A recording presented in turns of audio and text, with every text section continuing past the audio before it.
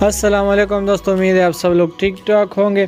इस वीडियो में आपको बताने वाला हूं कि आप किस तरह 100 रुपये में इंटरनेट पैकेज पूरे महीने के लिए इंस्टॉल कर सकते हैं। ये पैकेज पबजी के लिए यूज़ होता है।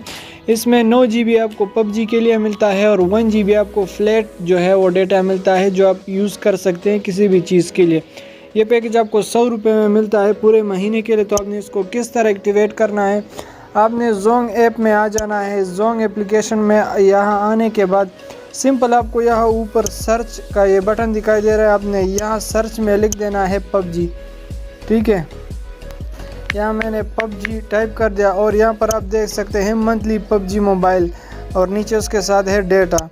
तो आपने यहाँ सिंपल इस पर क्लिक कर देना है। यहाँ से आप देख सकते हैं कि आपको अनलिमिटेड पबजी इंटरनेट मिलता है। फ्लैट जो आपको मिलता है वो 1 GB है और 9 GB आपको पबजी के लिए मिलता है।